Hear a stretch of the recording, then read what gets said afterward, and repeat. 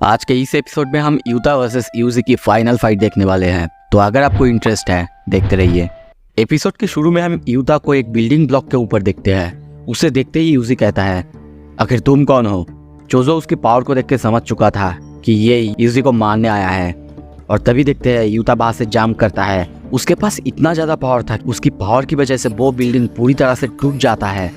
ये देख के यूजी और चोजो दोनों बहुत ज्यादा चौंक जाते हैं। यूता नीचे आते आते कहता है, तो तुम में से यूजी इतादोरी कौन है? ये सुनते ही नाओया चिल्ला के कहता है, हेलो हेलो, एक मिनट रुको, मैं तुम्हारी साइड हूँ, मैं भी उसे मारने ही आया हूँ। तुम्हारा नाम यूता ओकुत्सु है ना? हाँ, मैं तुम्हारे ही साइड हूँ। ये नाम सुन के यूजी को याद आ जाता है सेकेंड ईयर का स्टूडेंट यूता ओकुत्सु, वो भी गोजो सेंसेई जितना ही पावरफुल है।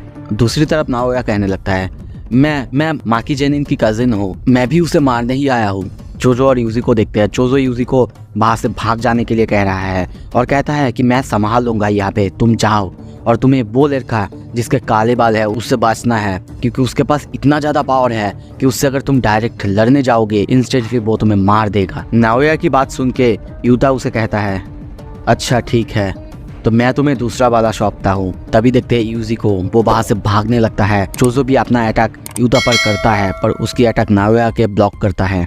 यूता यूजी के पीछे भागने लगता है, पर दोनों एक दूसरे के स्पीड को देख के बहुत ज्यादा चौंक जाते हैं। दूसरी तरफ नाओया और चोजो दोनों लड़ने लगते हैं। चोजो नाओया पर बहुत सारे ब्लड मैनिपुलेशन का अटैक तो करता है, पर उसकी स्पीड बहुत ज्यादा थी, इसीलिए वो बार बार उसकी अटैक से बचने लगता है और चोजो को बार बार गुस्सा दिलाने लगता है। चोजो उससे गुस्से में कहता है, क्या तुम्हें लगता है तुम यहाँ से जिंदा जा पाओगे, जबकि तुमने मेरे भाई को हर्ट करने की कोशिश की? दूसरी तरफ हम यूता और यूजी को देखते हैं। यूता उसके पीछे है, यूजी तभी हम देखते हैं एक कार के पीछे छुप जाता है। यूता जल्दी उसके पीछे कार के साइड से आके उसे अपने कटाना से एक स्लैश करता है, और उसे लगता भी है कि उसने यूजी की बॉडी को टच किया है, पर तभी देखते हैं यूजी गाड़ी के ऊपर से उसकी अटैक को डॉच करता है। ये देख के यूता पूरी तरह से शॉक होता है और सोचने लगता है, मैं श्योर था, मैंने उसे स्लाइस कर दिया था, पर वो बिल्कुल माकी की तरह है। तभी देखते हैं यूजी उसी कार को पंच करता है, जिससे यूता कार के साथ धक्का खा के थोड़ा सा दूर जाके गिरता है, और यूजी फिर से भागने लगता है, पर इंस्टेंटली हम देखते हैं उसके ऊपर से वो कार आके उसके ही सामने गिरता है। यूजी पीछे मुड़ता है, उसके पीछे हम यूता को देखते हैं। यूजी अब समझ जाता है इसके पास immense amount of curse energy है, वो उसे कभी भी जीत नहीं पाएगा। यूता उसके कंफ्यूजन देख के उसे कहने लगता है, तुमने सही समझा, मेरे पास गोजो सेंसेई से भी बहुत ज़्यादा कर्स एनर्जी है, पर मैं कभी भी उनके बराबर नहीं जा सकता, क्योंकि उनके पास 6 आइज है, जिसके वजह से उनका कर्स एनर्जी कभी भी ख़त्म नहीं होगा, पर मेरा ख़त्म हो जाएगा। अब मेरा बोलना ख़त्म हो चुका है। और ये कहते ही वो फिर से यूजी पर हमला कर देता है। यूजी समझ ही नहीं पाता कि क्या हुआ। तभी उसे तोदो की बात याद आता है। उसने कहा था जो एलाइट सॉर्सरर्स होते हैं उनके कर्स एनर्जी के फ्लो को समझना बहुत ज़्यादा मुश्किल होता है। और तभी देखते हैं यूता के उसे एक बहुत जोर से पंच मारता है, जिससे यूजी बहुत दूर जाके गिरता है।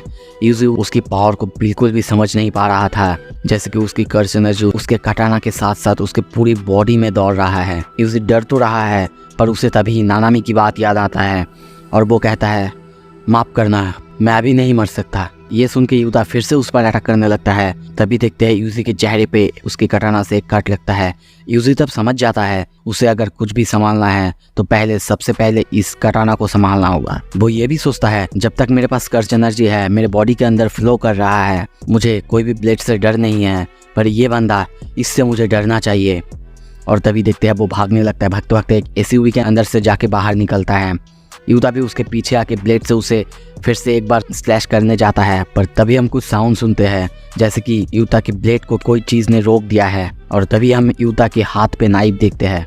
तभी हम यूजी के हाथ पे नाइफ देखते हैं। यूता पहले तो समझ नहीं पाता ये नाइफ इसके पास आया कैसे, क्या ये कर्स टूल है, पर इंस्टेंटली वो समझ जाता है शायद वो एसयूवी के अंदर से उसे मिला है। पर तभी यूजी को गोजो की बात याद आता है। उसने अच्छे से ट्रेनिंग तो की है, पर उसने कोई हथियार को कंट्रोल करना या फिर अपने कर्स एनर्जी से हथियार को कंट्रोल करना नहीं सीखा है।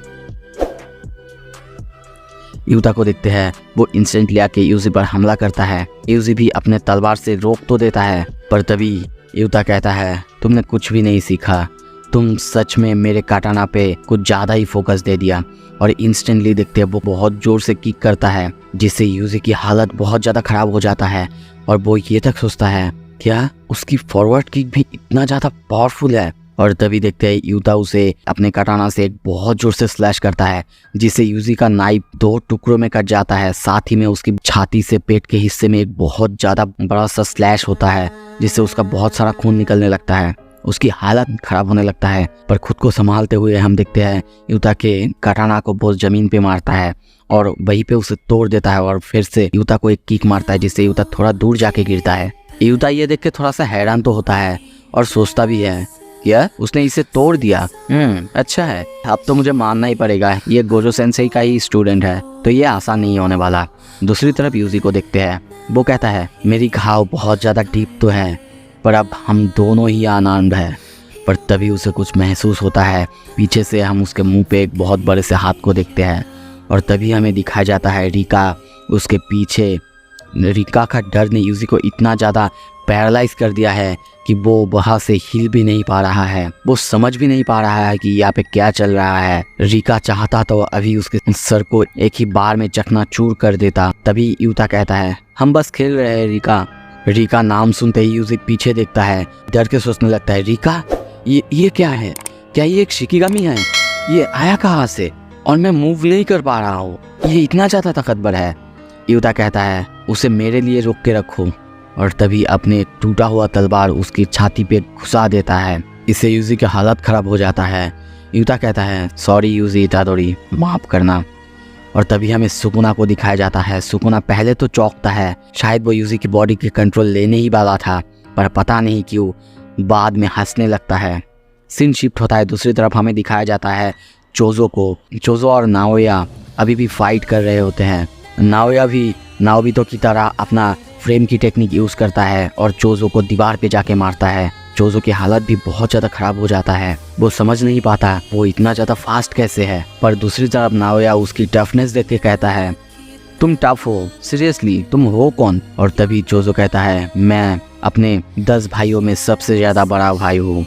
और फिर से अपना वो फ्लोइंग रेड स्केल वाला हमला उस पर करने के लिए तैयार होता है। पर जब तक वो अपना हमला करता तब तक नाओया ऑलरेडी दूसरे साइड शिफ्ट हो चुका है, जो देख के चोजो बहुत ज़्यादा चौंक जाता है। उसे समझ में नहीं आ रहा था कि इतना स्पीड उसके पास कैसे आया। पर तभी वो भी खुद को संभालते हुए उसके तरफ अपना हाथ करता है और हमला करने ही वाला था। हम देखते हैं नाओया उसे पकड़ के फिर से दीवार पे जाके मारता है और उसके ऊपर हंसने लगता है। चोजो की बॉडी से ऑलरेडी खून गिरना चालू हो चुका है। चोजो को भी समझ में नहीं आ रहा है खून, पर ये कहाँ से आया। तभी नाओया अपने हाथ में एक छोटा सा नाइफ को दिखाता है और कहता है मुझे लगा कि मेरे लिए एक हथियार को यूज़ करना बेस्ट होगा। तुम बहुत टफ हो और तुम्हें हराने के लिए ये तो चाहिए होगा ना। चोजो भी कहता है तुमने अच्छे से प्रिपेयर करके रखा है। और ये सुन के नाओया फिर अपने भाई अपने घर के सबके बारे में बताने लगता है और कहने भी लगता है कि वो उनसे कितना ज़्यादा हेट करता है। और ये सुन के जैसे कि आपको पता है चोजो अपने सारे भाइयों को कितना ज़्यादा प्यार करता है। वो भी उससे कहता है अच्छा तो तुम अपने सारे भाइयों से जलते हो, उनको हेट करते हो। और फिर वो उन्हें समझाने भी लगता है भाइयों के साथ हमेशा मिल के रहना चाहिए और अगर वो स्ट्रॉन्ग है तो उनकी वजह से ही है। और तभी हम देखते हैं उसके बॉडी से गिरता हुआ ब्लड और ज़्यादा तेज हो जाता है और बाहर चारों तरफ निकलने लगता है। अब खुद इस पैनल में देखो। दूसरी तरफ नाओया ये देख के चौंक जाता है और कहने लगता है क्या वो क्या कर रहा है, इतना ज़्यादा वो कैसे ब्लीड कर सकता है और अगर ऐसे ही चलता रहेगा क्या वो बच पाएगा। पर तभी हमें बताया जाता है डेड पेंटिंग्स यानी जैसे कि चोजो है उनके ब्लड थोड़ा सा मिक्स है। उनके ब्लड कर्स स्पिरिट और ह्यूमन का मिक्सर है, तो इसीलिए उनके पास एक स्पेशल पावर है। उनके पास जब तक कर्स एनर्जी होगा उनके पास उनके बॉडी में ब्लड कभी भी ख़त्म नहीं होगा। यानी आप कह सकते हो वो अपने कर्स एनर्जी के थ्रू अपने खून को कंट्रोल कर सकते हैं। और तभी देखते हैं वहाँ पे खून की नदी बहने लगता है और नाओया के सामने बहुत ज़्यादा खून आने की वजह से वो सामने की तरफ देख नहीं पा रहा है। और तभी साइड में चोजो आ जाता है और अपना पियर्सिंग ब्लड का अटैक करता है, जो देख के नाओया पूरी तरह से शॉक हो जाता है। वो किसी तरह उसे डॉज तो करता है और सोचने भी लगता है इस ब्लड को खुद पे टच नहीं होने दे सकता। जब तक वो ये सोचता तब तक चोजो आके उसे एक बहुत जोर से किक मारता है और तभी देखते हैं कुछ खून की छींटे उसके ऊपर पड़ता है, उसके पूरे बॉडी के ऊपर, उसके लेग्स के ऊपर पड़ता है। और तभी देखते हैं वो हिल नहीं पा रहा होता है।